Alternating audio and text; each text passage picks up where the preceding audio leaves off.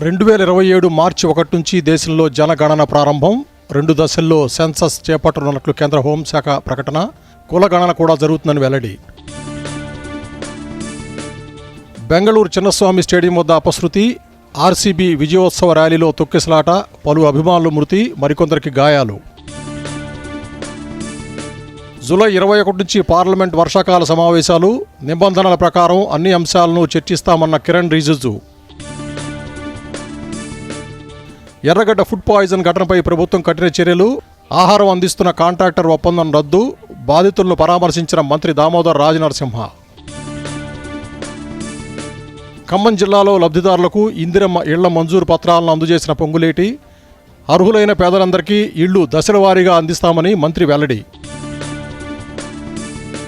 Indira park వద్ద MLC కవిత ధర్నా. రాజకీయ దురుద్దేశంతోనే కేసీఆర్కు నోటీసులు ఇచ్చారన్న ఆరోపణ. కవిత ఆరోపణలను ఖండించిన కాంగ్రెస్, బీజేపీ నేతలు. రాష్ట్రంలో నెమ్మదించిన రుతుపవనాలు. స్వల్పంగా పెరిగిన పగటి ఉష్ణోగ్రతలు.